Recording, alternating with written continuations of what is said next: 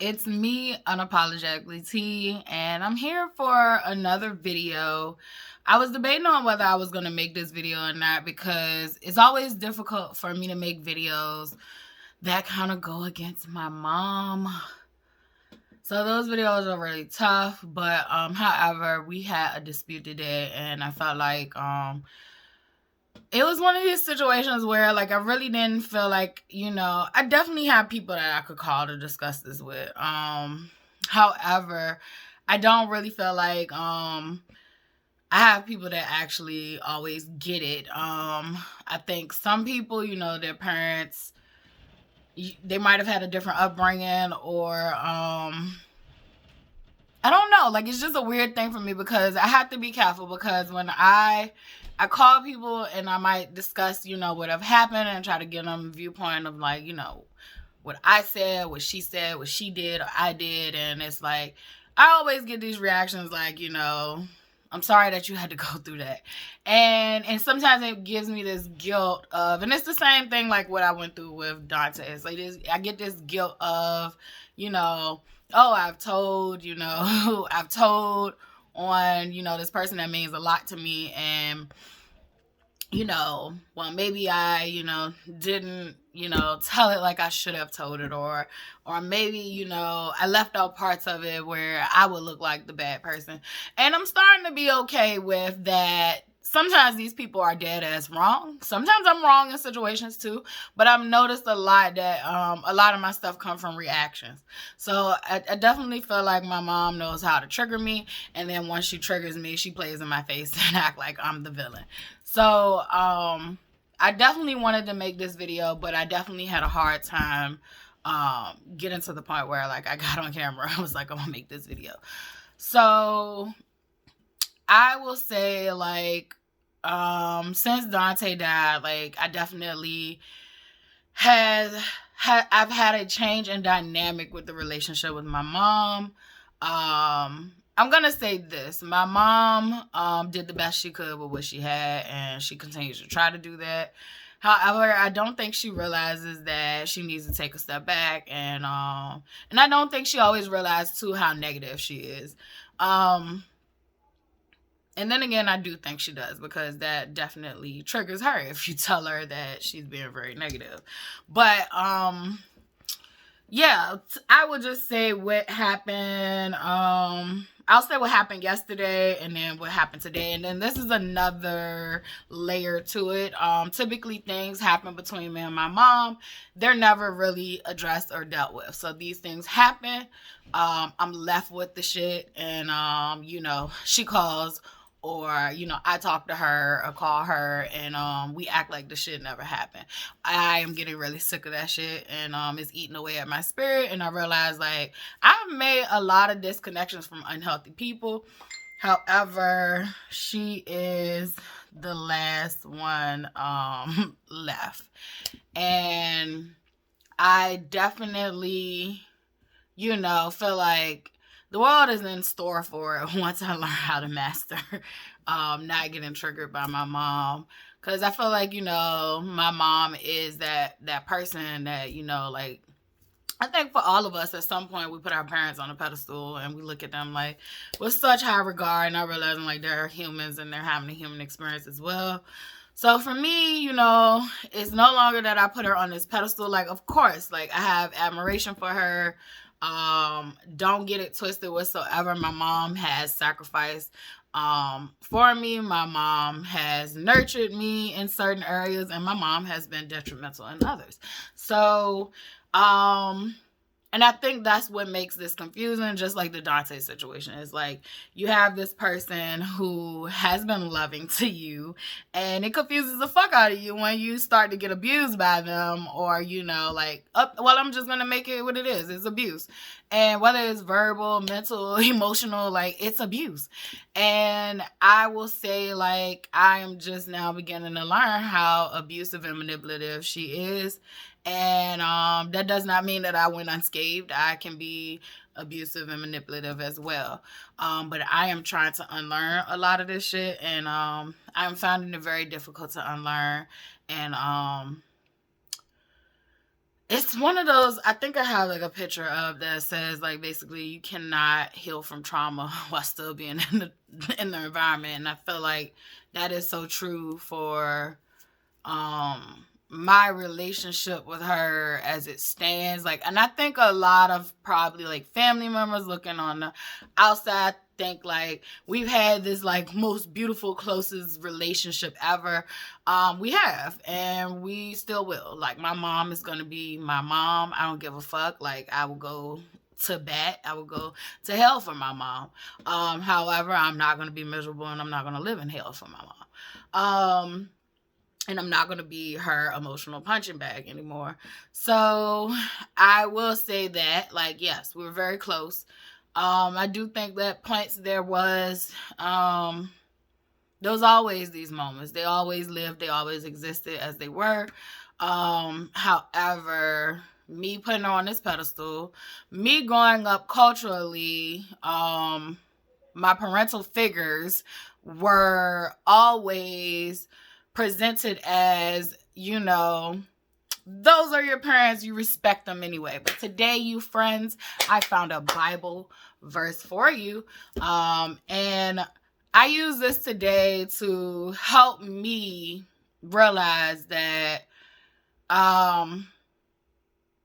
it wasn't just me. Like, yes, our arguments get to a point where like I am being a disrespectful child in the sense of the Black community, which is all I'm doing is speaking and verbalizing for myself because I'm under a fucking attack and I'm human. And when you're human, that's what you're going to do.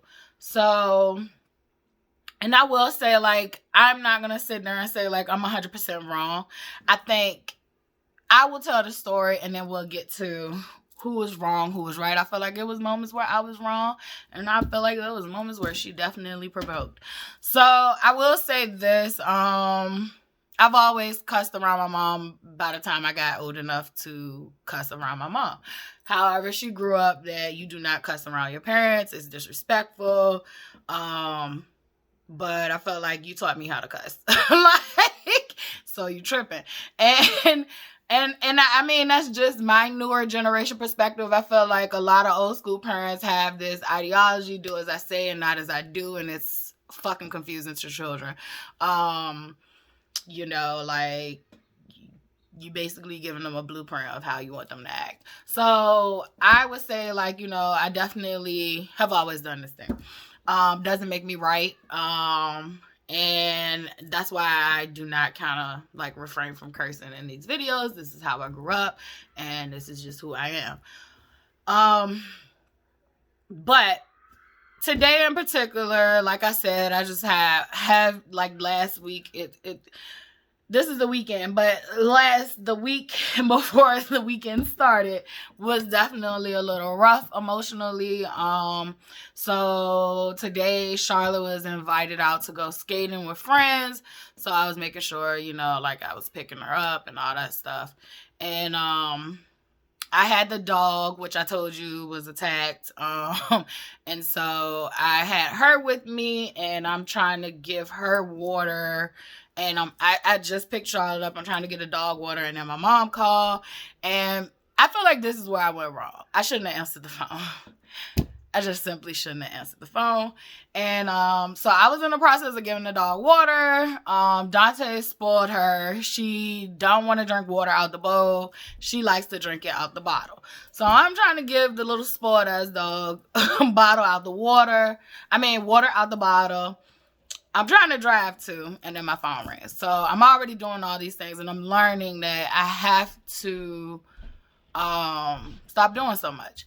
And I definitely should have pulled over anyway, trying to get that damn dog water out the bottle while I'm driving. So I think like the water had spilled. I had cursed. But I had picked the phone up already while, you know, like I had cursed or said something.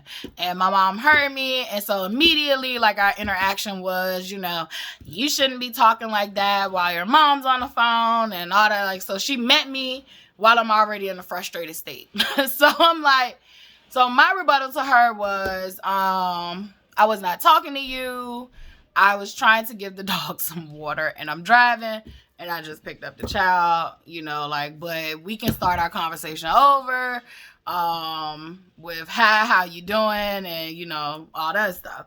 And so she wanted to make an argument out of that, but I definitely tried to redirect it and go another route. Because I do feel like, that's her choice as a parent. If she don't want to hear me cursing, like, she don't want to hear me cursing. So I respect her. However, that was not my intentions for her to hear it.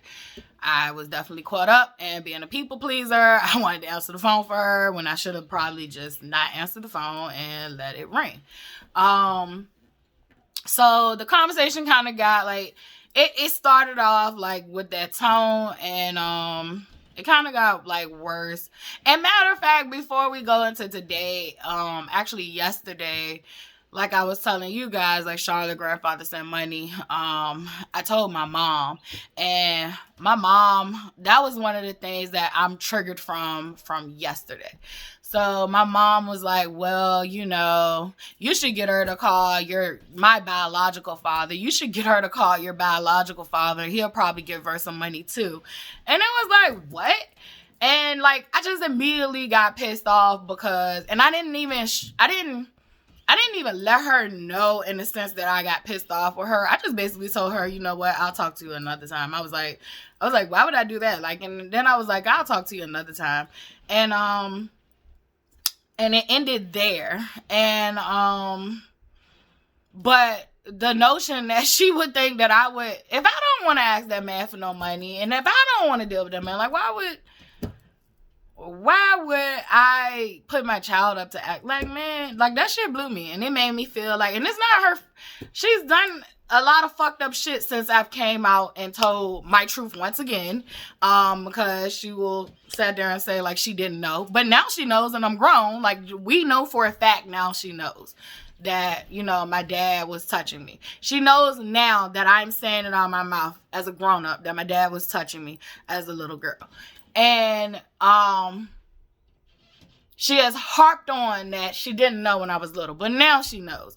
And she has made so many errors and mistakes in that department with my father, which further lets me know, which I already know anyway, but I'm so used to being mind-fucked by people that care about me that I'll be questioning my own reality. And so, like, now it furthers let me know, like, yeah, you have been living in a situation where you've been having certain realities, and it's been changed for you because of a person you trust deeply. You've been going by what they can tolerate and what they can deal with. So because if it was on the other foot, like, I wouldn't have never said that shit to my child, like, go ask the family child molester, for money. And, like, and I've made this clear, like, in the other videos, like, I'm not my dad's only victim. Like, I'm trying to be, careful with stuff because I don't feel like everybody else wants to come out just because I want to come out. But I definitely feel like he was messing with one of my sisters on a whole nother level.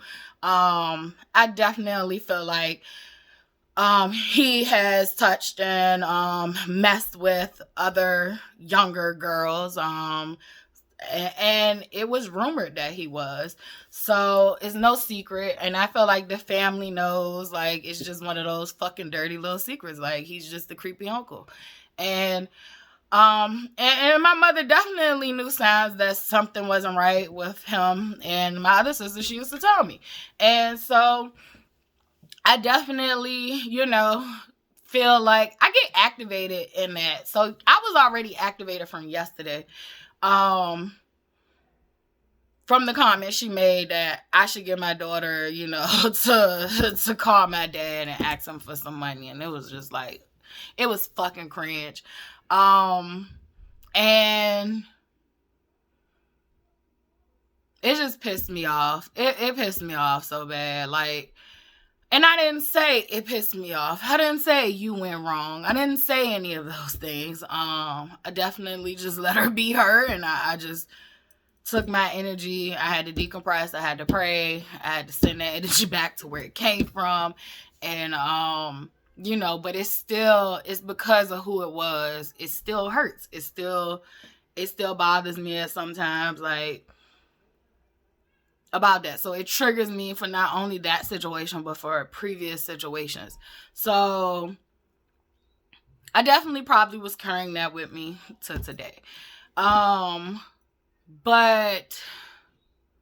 yeah, that was just weird. And it was like, it didn't even add up. Like, it was like, where did this come from? Because like, Charlotte's grandfather called out of the blue and asked about us, checked on us, and that's how it came out. However, like, you basically are telling me to, I don't know, it's not the same as like you want me to pimp my kid out, but it's kind of like the same thing as you want me, just because you know that he's crazy about my child, you want me to put her up to calling him, and I don't even fucking want to talk to him. So yeah, I don't know. That didn't sit with me yesterday. That messed me up. But then today, it started out just a simple rocky little conversation like that. That ended up turning into, I think I was going to make one more stop before I came in the house. And I told her that I was going to call her back later. I was going in the store. Before I can even get in the store good, she calls me back and says, "Did you pay your car note for this month?" And I was like, yeah. And that's one thing I had to make sure I pay, because both of our name was on the car note. And at one point, my car note was $600, and it just changed. Like, we just refinanced the loan. And and it's crazy because I was almost finished paying the loan off. But, you know, shit happened. And I just knew I wasn't going to be able to afford a $600 car note anymore. So, and as you can see the bills I've been paying by myself. And this is when I was with Dante. So, like, these are bills that I've had for such a long time, since I graduated college.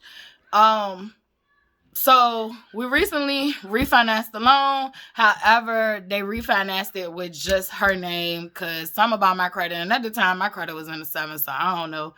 But maybe they foresaw me saying, fuck this system. So they definitely did not want to do it again with me and my name, even though I hadn't even missed a payment. I had put some payments on hold, but I had never, like, been late and missed a payment. So it's solely in her name now. So she definitely, I think, has worries and fears surrounded by that, right? Like, and I'm going to say, like, my mom is crazy about her credit and she's crazy about money. That's what me and her are so completely different. Like, she is about her money. She is about material things, and she is about her credit. And that's just her personality type. I don't judge her or nothing like that. That's just how her personality is designed. Mine is the complete opposite. It's like, you know, long as my needs are being met, I really don't care about money. Whereas she cares about their money. So I do know that's her personality type. So I do know that it might be a genuine fear that she has that I did not pay the car note.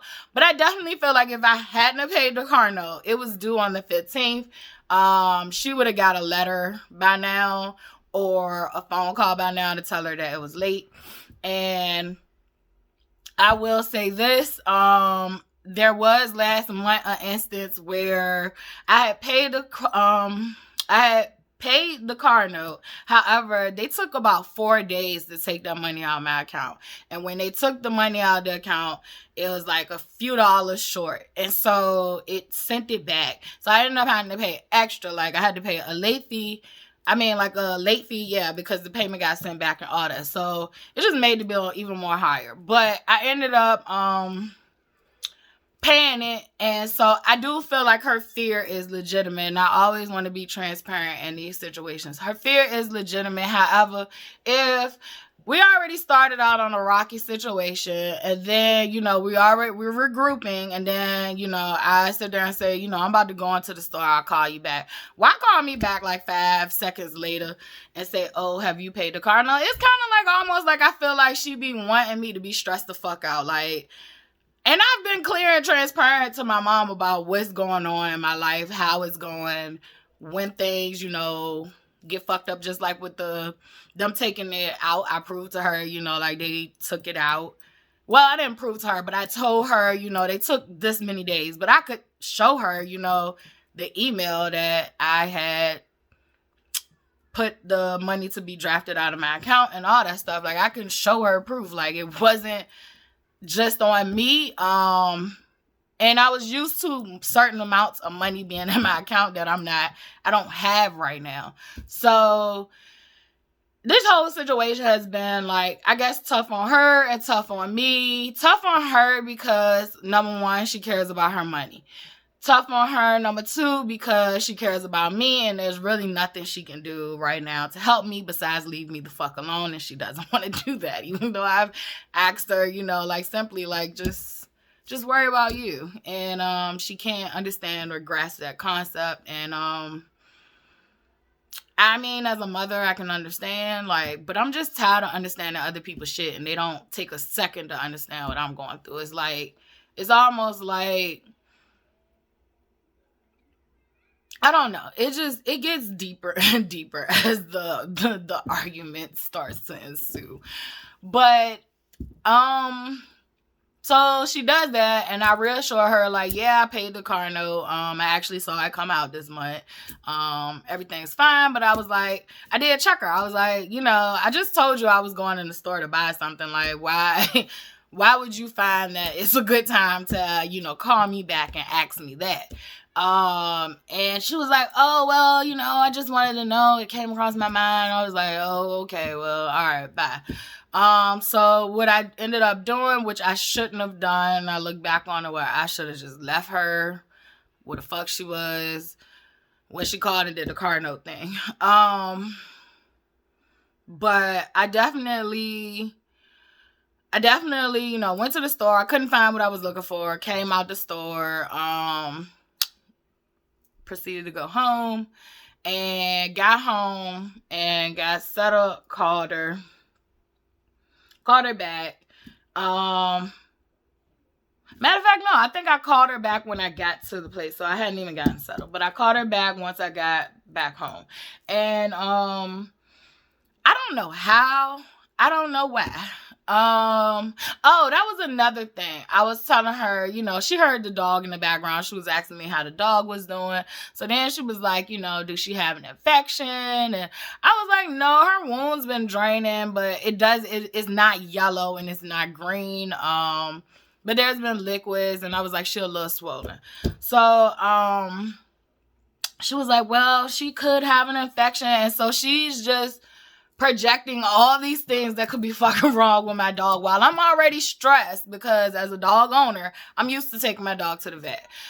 Even when I got her back from Dante, like, I immediately took her to the vet to get checked out. I am used to taking my babies to the vet, and like, it hurts me that I can't take her to the vet right now. And that was one of the things that I had been thinking hard about, like, do I surrender my dog just so she can get cared for? Or, do I, pray and try to heal her at home? And I've been trying to heal her at home because my daughter. So my daughter was one of the reasons why I have not surrendered her. And it's not like she's, definitely showing us like she's definitely ill. So, but my daughter definitely, I don't think she wants to take another fucking loss. Like, she's already lost Lily. She's already lost her, her dad.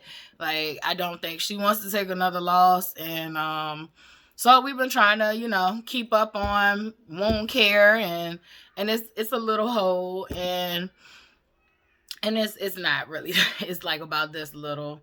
And I would even say it's a little circle like that. And it is a little swelling in that area, but I feel like, as the days go by, she definitely shows that, like, she's just regular. Like, she's getting back to her normal stuff and stuff like that. So I felt like, like, she definitely was being a little extra on that. Like, I was like, you could be wishing, for the best in that situation, like, not the worst.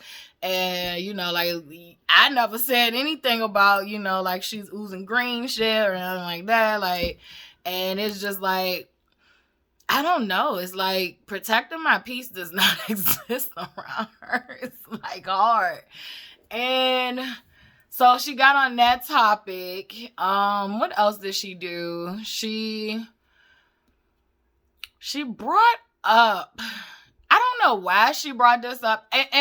And to tell you the God honest truth, like, these conversations happens at such a rapid speed. I do not know how we get to the conversations that we get to. It's like, before I know it, she done said something and we arguing.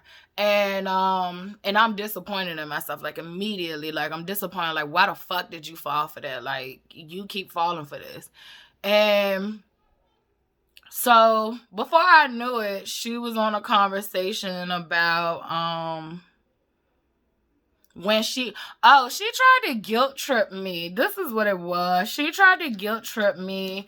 First, she was saying something about, like I told y'all about my I'm not working for people who do not value me.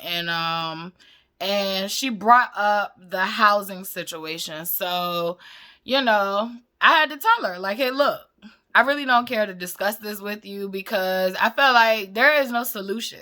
I'm going to rely on God and myself in this case.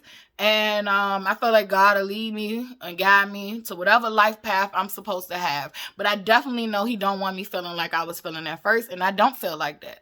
However, when I talk to her, I feel suffering coming on. I really do. And I'm starting to realize that. Like, and I'm starting to be okay with that. Like, I have been holding it in. I have been acting like it doesn't exist at my own expense. But it does. And the person that I love actually does not always make me feel so great inside, and that bothers me. I definitely think, relationships gonna come with disagreements and all that stuff, but this almost feel like attacks and digs, and I'm pretty sure over the years we both have done it to each other. So I'm not going to sit here and act like I'm a saint, but I definitely have been working on myself heavily since Dante died, and I have not been trying to intentionally do anything to her. Matter of fact, I have been keeping my distance, and that has been working for me until today. And other days, because like I said, I have been eating some of the shit that she's been feeding me, and not really validating myself and how I feel. So I will say that, like, she brought up the housing situation. It was like, like, well, what are y'all gonna do? And it wasn't like, what are y'all gonna do? But it was more of a, like, what's your plan kind of thing. And I just basically told her, hey, look, there's no point of asking me, like, what's my plan? I don't have one. I do reach out for resources, but I honestly, I do not have one. And I trust God. Like, the way that she brought me up to trust God, like, I'm finally trusting God. I'm trusting that God does not want me to fucking suffer like I have been. I've been working so hard, and I've realized that now that I'm not working like I was. I was working so hard and getting nowhere. I was basically living to pay bills, and I'm not doing that no more. I need to be able to pay bills and have fun too. Basically live. I was existing at first, and I'm not doing it no more. I give up. I give in. And I'm gonna trust I'm gonna trust God in this situation. And I told her that, and she was like, you know what? You're right. She was like, they say that, and I say this to myself too. It's funny, and I actually told my child this before she said it, but she was like, they say that, God laughs at man when he makes a plan of his own without including God. So, that was, hers. It might be verbatim. I mean, it might not be verbatim, but you get the gist. It's that same. Like, basically, I've been saying this, like, I can make all the plans I want to. Like, I'm used to making plan A through Z. Always having a fall through. I've always had one. And, this go around, I don't. And I actually feel better than when I did, because I was always in a constant state of worry, and a constant state of fear, and a constant state of things are just not going to work out. However, I do not feel like this time. Yes, I get overwhelmed and stressed, but mostly it's when people project their shit on me. And that's kind of what she did today, but then I kind of like nipped it in the bud, and she kind of like, was like, you're right. So then it went from that to, she made a statement about, I told her to get out of my house. And I'm telling you, like, these conversations will go from one thing to another real quick. But I don't know how we jumped from that. But she was like, oh, she basically was saying, like, well, you always have a place, in my house. And she was like, and you don't have to worry about me telling you to get out. And just to be transparent with you, I had to tell my mom for the first time in my life to get out of my house twice. It was the first time was the day that Dante died. She said some foul shit the day that he died. And it definitely made my grieving like twice as hard and confusing, because I literally felt like I could not grieve a man that I lived with for 11 years. I could not grieve him in peace. I could not grieve him with love and compassion of my family members, because her and my sister was on one. It was like basically like I was supposed to cater to what the fuck they felt like. And I'm like, I'm the one that lost. And if y'all hate him so much, like, you should be actually okay and be able to cater to my needs finally, right? No, it was all about them. And my mom said some real foul shit, and my brain has blocked it out, but I just can remember it like it was like a sword like stuck into my heart. And I definitely told her, get out of my house, like, you gotta go. And I meant that shit, and I mean that shit again. Like, she needed to go. Like, you were being very unhealthy. You were being very selfish at that time. Like, you sat there and said, oh, well, you let out a blood curdling scream, and I just felt like, oh, he was hurting my daughter from the grave. And it's like, I even understood her feelings. She still couldn't understand the fuck that I have lost. I had lost the person I lived with for 11 years, that I loved for 11 years. She couldn't even understand that. Like, all she could do was focus on her feelings, and that was basically how childhood kind of looks. That doesn't mean she does not sacrifice with me, but she only can sacrifice me from her own point of view. It's not sacrificing for me or being there for me where I verbalize I need it from. And which makes it hard for me to verbalize to people that I need help. And because I'm not used to being able to get the help that I actually request. So I definitely did tell her get out. Then I had to tell her get out again when I came from the hospital. So Charlotte's best friend's parents had got her initially and were willing to like help. I guess, however, my mom felt like it was her obligation as grandmother to come down here. However, my mom was not feeling well, so I literally had to take abuse from my mom because she wasn't feeling well, and she decided to come down here when somebody had already stepped in and was willing to help that wouldn't have made me feel like a piece of shit because I needed help. And so even when I was in the hospital, like, the interaction that me and my mom had, like, that definitely allowed me to know, like, something was not right. And I definitely know these videos break up, so I am going to stop and pick back up.